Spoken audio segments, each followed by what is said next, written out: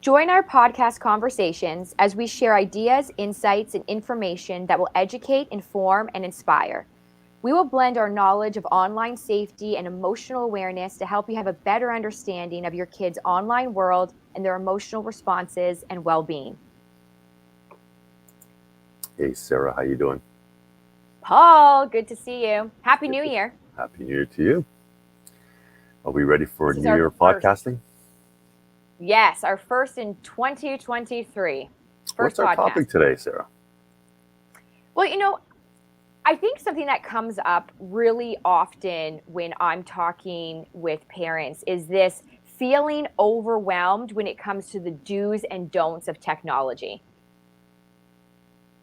And I'm the same. There is a lot of times where I feel as though I know exactly what I'm doing when it comes to healthy boundaries with technology. And then other times where I'm like, no, I don't know what I'm doing. And especially when you're talking to other parents and they have different ideas too, and your kids are around other kids who have maybe more flexibility with technology or less, and you're thinking, oh my gosh, where do I stand on this? So I thought this would be a really good conversation heading into the beginning of a new year.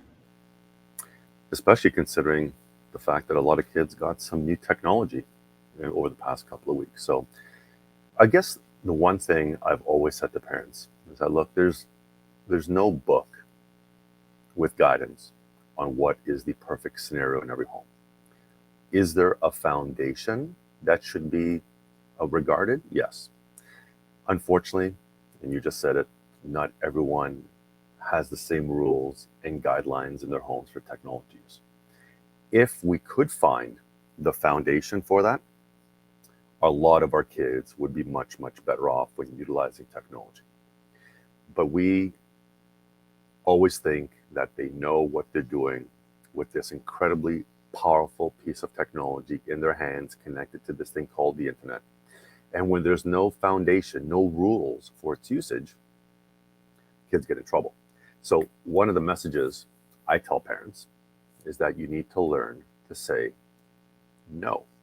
And that no is not a negative, it's a positive in the tech world. In fact, earlier we were talking offline about our corporate presentations. Well, when I do a presentation to corporations on cybersecurity, my third slide states the words no and do not are the most positive things you will hear today. Because if you go against that guidance, here are all the consequences of what could happen. And although they know, KNOW, that I'm correct in saying that, sometimes we still have a hard time accepting it because we've been told something that we're not comfortable with. As it relates to parenting, that transitions into guilt. So, Yes. what I really want you to talk about, because I think this is exactly where you can help all the parents listening, is that I will go in and say, look, you need to learn to say no. And no is acceptable. For example, no technology in your bedroom. I mean, that is a foundation for online safety. No social media till you're 13, the terms of service on every social media platform. But parents feel guilty. But my child is the only one without social media and they're 10. Well, that's a problem. My child might be the only one without a smartphone and they're 11 and they don't need a smartphone. So they feel guilt. And that's why we don't have a foundation, because one household will say, yeah, you know what? You're not getting social media till you're 14. Forget 13, 14.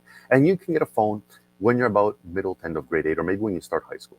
But then their friend has social media at 10 years of age, not allowed to be on there. They got the latest and greatest iPhone in grade 5.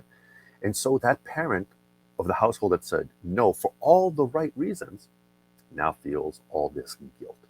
And that they're made to feel like they're the bad parent and that their child is the only one. And that is absolutely false. So, Sarah, when we have these conversations, what's the best guidance you could give those parents so that they don't feel that sense of guilt or shame or whatever you want to call it because they were just doing the right thing for their home? So it's so interesting because when you say these examples, I've been there. My son's 10 years old, and there is some of his friends that have social media. They have platforms. And so it's actually recently where Kai has said, well, I want to have an account. I need a phone because somebody got a phone for Christmas just recently, or or whatever the scenario is that he's hearing. And what I remember and remind myself is of the and this is like my saying for 2023, just in general, when it comes to setting healthy boundaries with parenting, or when it comes to setting healthy boundaries with family, friends, health, whatever the case is, where you need to set a boundary and hold it.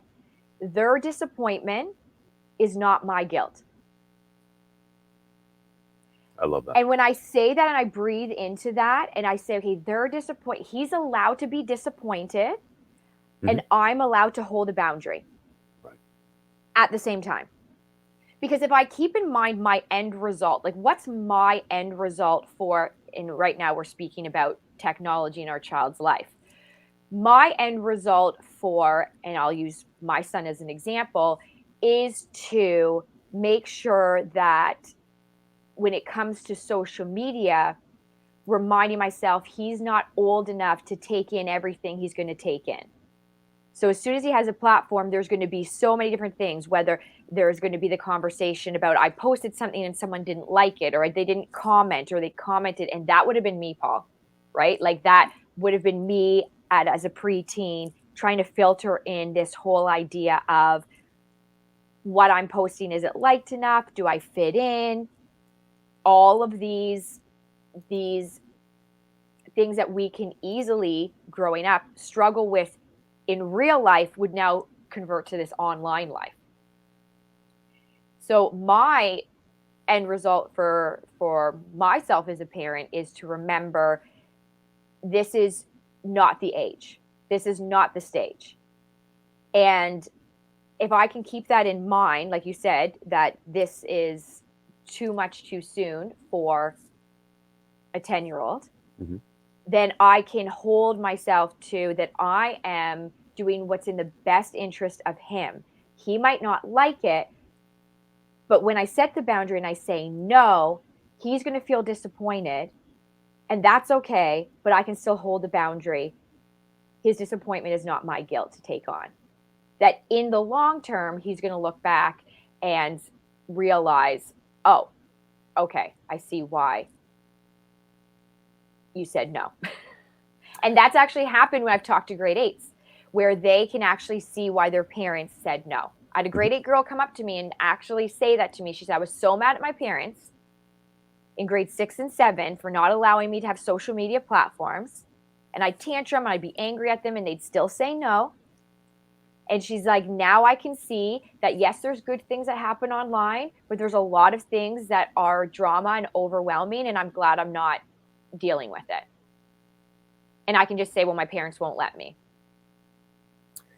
You know, having been at this from my end for 12 years now, there are kids who've left school and now in their early 20s.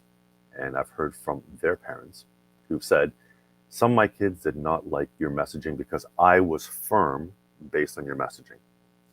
But now, as a young adult, they appreciate it. Do you know how hard that probably is for that child to say, you know, you were right? But when I hear stuff like that, I reflect back and I think that's amazing. So yeah, they didn't like the messaging. They probably didn't like me even more because I told those parents, here's what it should be like. The parents listen. So obviously the kids are saying, where did all this come from? And they learned that they went to a seminar, but now they appreciate it. That is probably one of the most rewarding things you can hear and that I can hear, is because even though we communicate it for the right reasons, it's not always appreciated. And, you know, we can probably feel bad about the disappointment that's out there, but we know that we're doing the right things. We're motivating, we're protecting, and though they will be disappointed, and I love what you're saying, it's, you know, their disappointment is not my guilt. Like, that's amazing, and I think more parents need to hear that messaging. And then they won't be as reluctant to hold off or say no, and they're doing it for the right reasons. And only later will that child appreciate it. But we can't expect them to appreciate it now. Right now, I'm the mean person. I'm taking away their fun. When later on Hmm. they realize, yeah, okay, I get it now. And that's all we can hope for, right?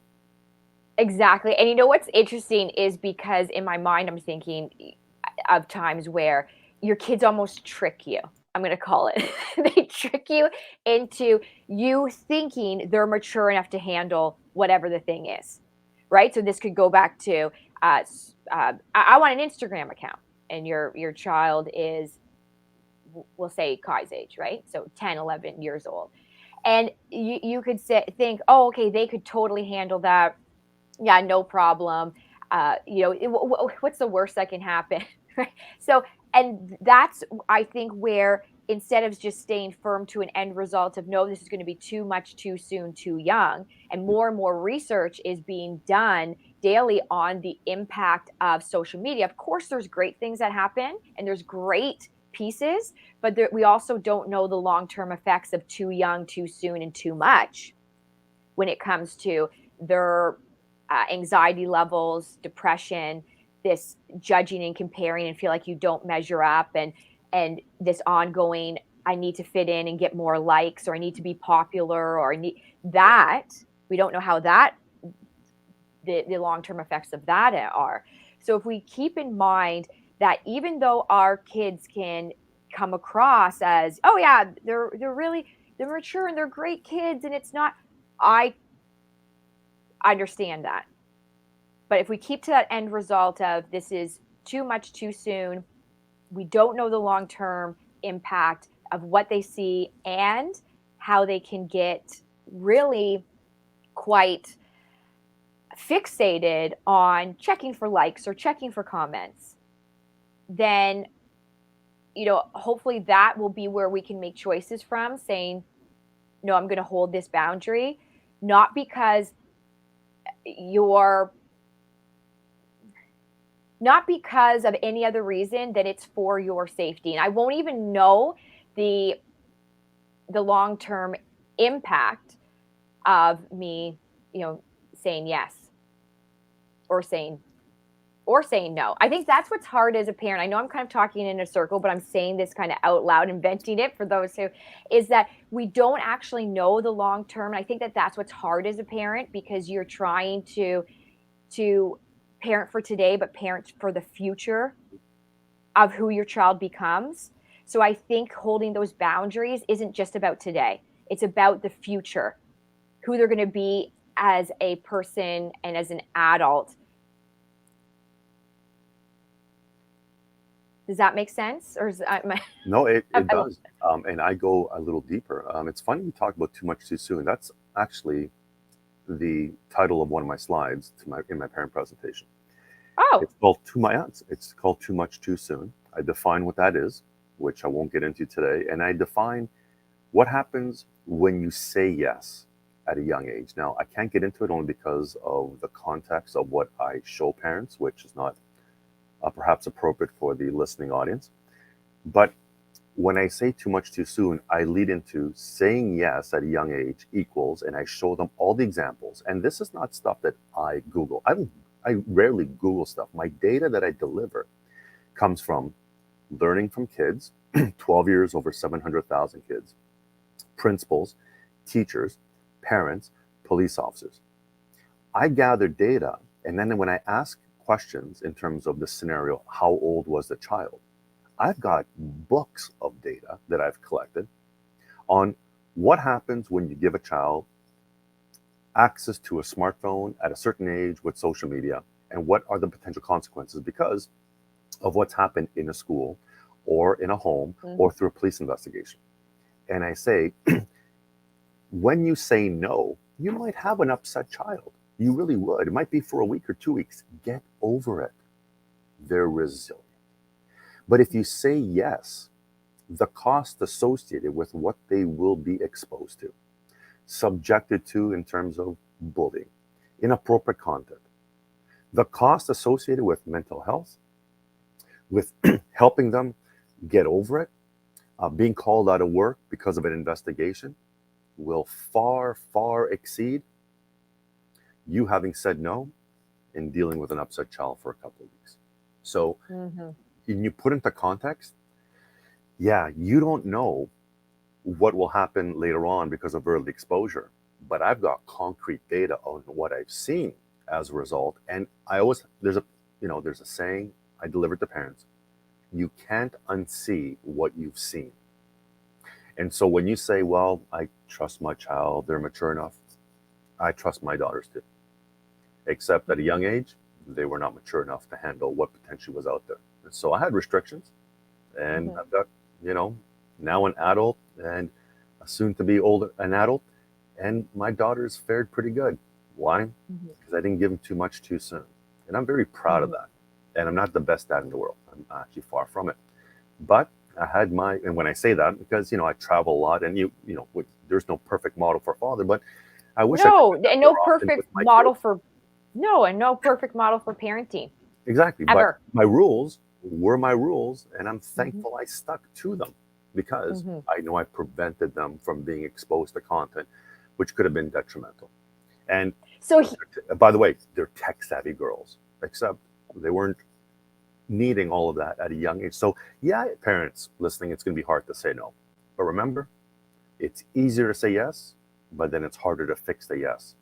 So it's hard to say no, but then there's very little to fix if you said no. Hopefully that helps. yes, and you know what? So this is what I look at too.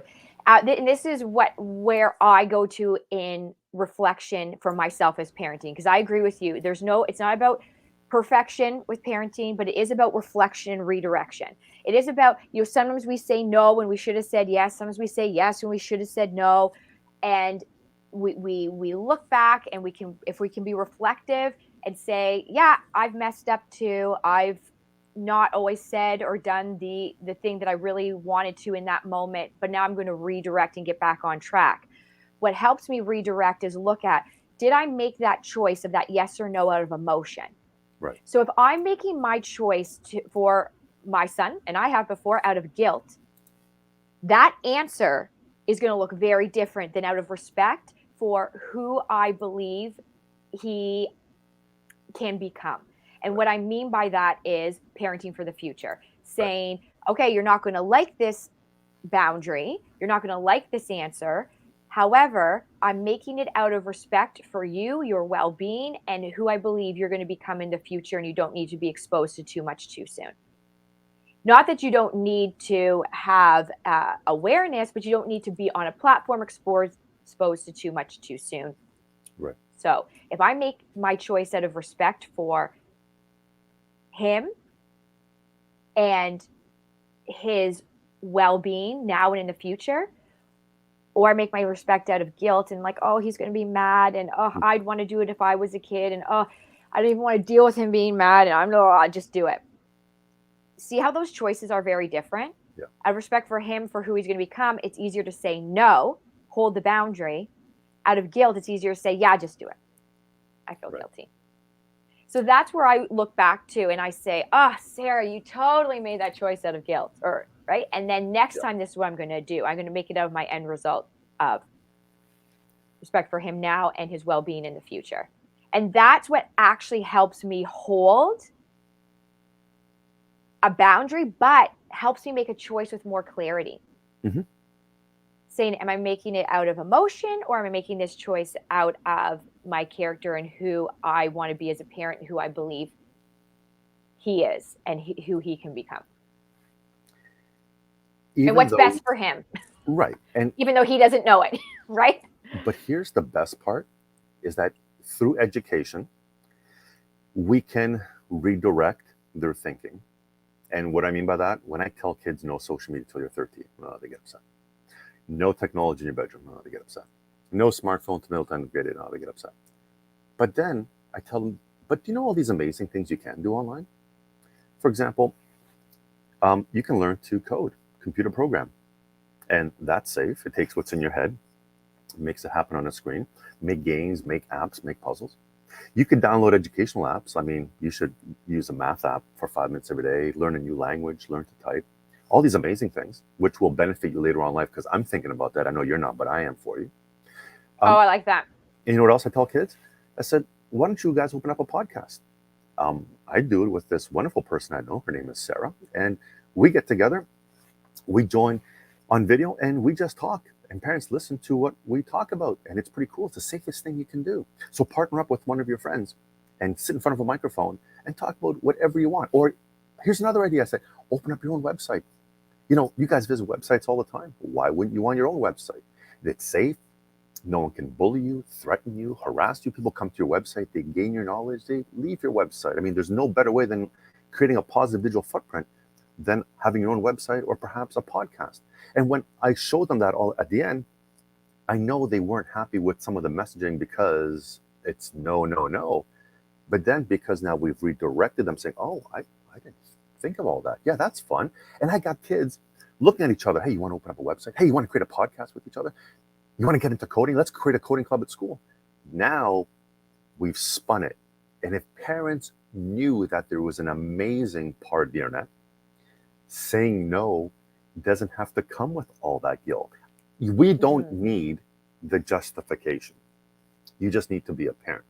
But with a bit of education and saying, oh, by the way, parents, I know you may not like that you said no and your child is upset, but did you know everything else your child can do online? But you see, most that you can parents say don't yes know to. that. Exactly. So that's what I call actually the yes part of my presentation. Here's all the amazing stuff you can do, but parents aren't aware of that. Why? Because parents see the exact same thing kids see. Smartphones at a young age, social media, in their bedroom by themselves. No, that has to stop. There's so many amazing other things. So when you say no and you redirect and say, oh, by the way, look at all these, I got a list of things you can do. You now have to kind of make that quote unquote cool if you want, right? Right. But then it changes. So although they still felt a little bit guilty perhaps, which they shouldn't because you're a parent, the kids might say, okay, you know what? I'll get over it. And yeah, that's a lot. That's fun. And maybe they get focused on that. And then they don't even want social media for a while. They know that a bedroom is a no-tech zone. A smartphone, maybe at a young age, is a distraction because they got a computer and they're coding and they're creating podcasts and they're creating websites. So there's all this amazing stuff that they should be doing. It's just part of education. Having said that, I'm going to go back to what you said, which is we are not to feel guilty. You're to do it because you know it's the right thing to do. It's for their best interest. Right. Having said that, with a little education, we can assist you in maybe making it smoother in your home with all this knowledge of what else they can do out there. And there's a ton of stuff they can do. Parents just have to make the investment and understand it. And parenting is not easy, but it is our job to always learn. And that's one message I convey to parents. I said, look, there's no perfect parent out there. We're all far from whatever the perfect parent is. We're all really, really good parents that can always use a little bit of help. And if you are receptive to the help, it makes us better parents. I mean, there's so many things I've learned from you over the years. Well, and vice versa. That I've applied. And it's actually made a lot of my decision making much, much easier. Why? Because one of the messaging is I'm not going to feel guilty. And I remember you said that a long time ago. I'm going to do it for the right reasons. And if you're and then if you're feeling guilt, own it. Say, okay, oh gosh, I'm feeling guilty. But look at why am I feeling guilty? Am I feeling guilty because they're disappointed, and then I'm putting myself into like, oh, I'd be disappointed too. But they're allowed to be, right? You don't have to fix and change that. You're allowed to be, and you can still hold a boundary. It's like you can't at the same time be worried about, okay, I want my kid to like me all the time. No, they're not going to like the boundaries, but they're still going to love you. Of course. So they might say, oh, I don't like you. Can't stand you. You're the worst. And it's like, no, they're just saying they don't like the boundary. They don't like what you're saying, but they still love you. I mean, I did that to my mom all the time growing up. I don't like you. And she's like, okay, you still have to respect the rules. And then looking back, I was like, okay, so that's there. I needed structure, even though I pushed back on it. Like that was part of it. And parents out there, myself, everything we're sharing, I still have to practice. There's times where I completely mess up, or days where I'm like, oh, Sarah, you really didn't hold that boundary. You should. But if we can be reflective and we can own it, then we can say, okay, what am I going to do different next time? Oh, I let myself totally react out of emotion. So next time I'm going to take a pause. I'm going to take a deep breath and say, is this choice I'm about to make going to show respect for myself? Is it going to show respect for who I believe my child is and can become? Hmm. And what I like to say and can become is that you're doing it for their well-being now and for the future, Right. especially when it comes to setting up rules around whether it's technology or safety. So like it's for now, and it's also for the future. And I know we don't always have the answer to the future, but at least that keeps in perspective that I'm not just parenting for today. I'm also parenting for the future you. I'm also helping your confidence for the future you, your resilience, your mental well-being for the future you. So Right. the no today is not just today, it's also for you growing up and as an adult. And what I wanted to kind of bring into summary as we're kind of closing this is we can feel overwhelmed by the do's or don'ts, or we can simplify. And I think that as we come to a close, simplifying what's the do's and don'ts around technology, some basic ones for you to share with us that us parents can say, okay, these are some basic do's and don'ts when it comes to setting up boundaries. Because I think that these are good conversations. And I know I'm going to have this also with my son, even today, is let's talk about some do's and don'ts with technology. And then you have something that you can hold them accountable to because you've had a conversation about it. Okay. Number one, bedrooms are technology-free zones. There's no technology in the bedroom. Computers, iPods, iPads, tablets, Androids do not belong in the bedroom. No tech in your bedroom is golden rule number one. Number two, no social media until 13 years of age. The terms of service required to have it. You might argue 14 or 15. I will support you. At the very least, let's go with 13. The third rule, and this, can change all the time. My guidance for smartphones has been middle to end of grade 8. The reason most kids are given a smartphone because they guilted their parents into they're the only ones without it in case of an emergency. I mean, all the excuses are endless. If it's medically related, I completely subscribe, but in the majority of cases, it's out of guilt and that they're the only ones without it. And then parents have empowered their child with a device that does not distract them, especially when it comes to education.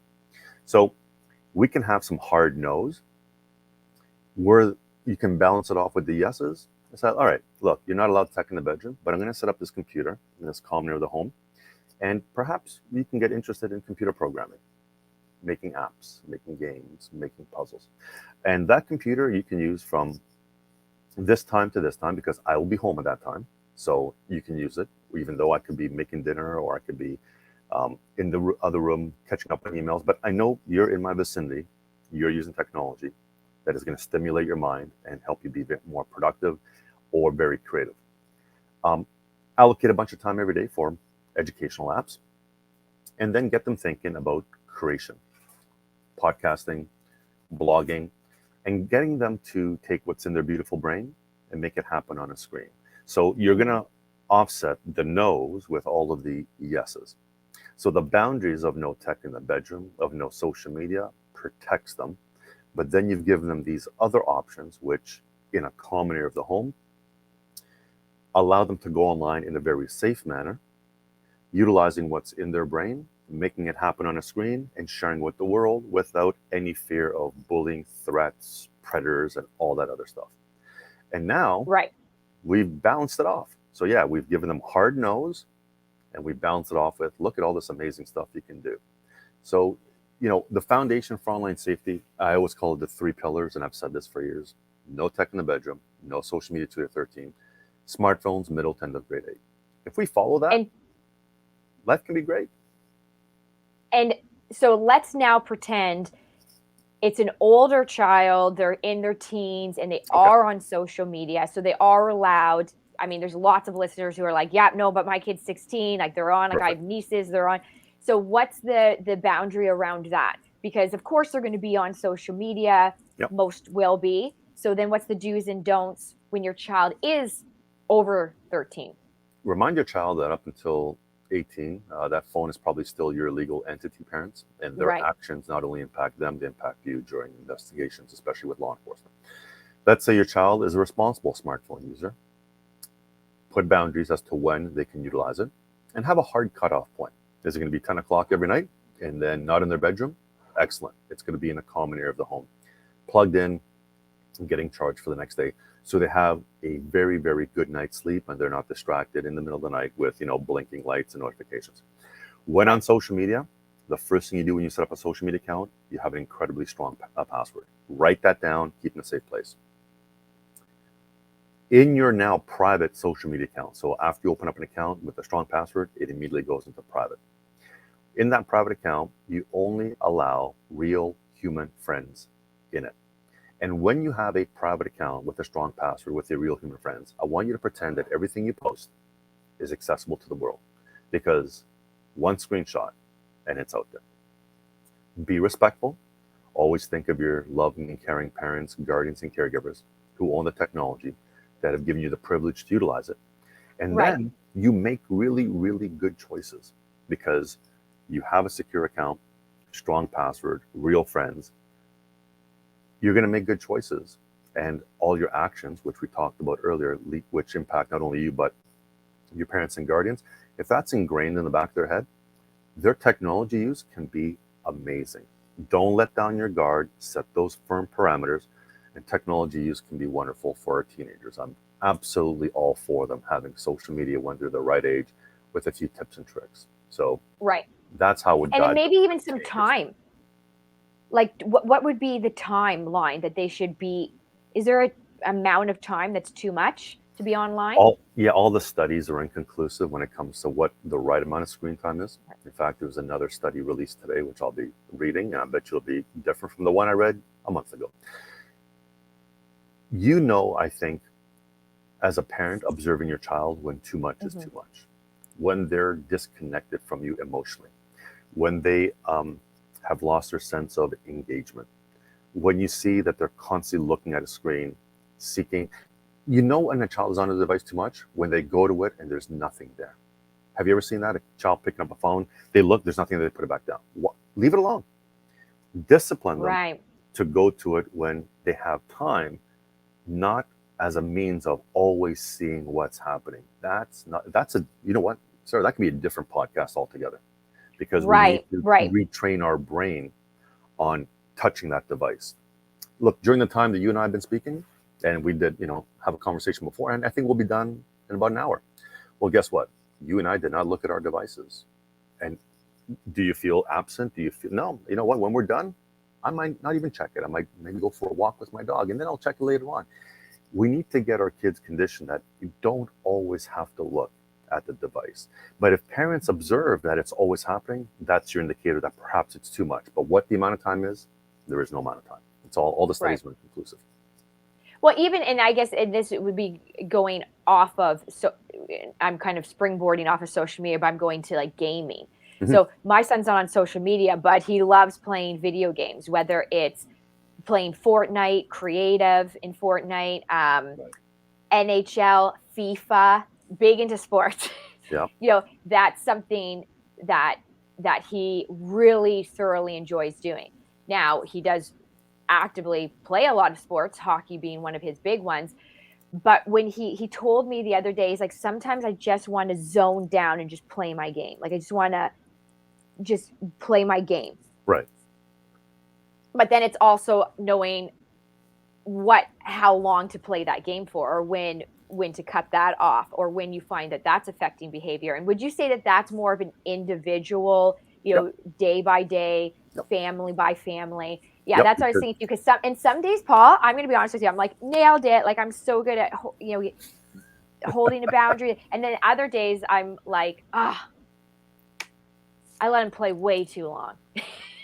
you know so parents out there, it's not about perfection, but it is about reflection, and then we can own it, and then we can redirect and say, right. did I make that choice out of the emotion of, just I feel guilty for saying you need to get off, and what's the point?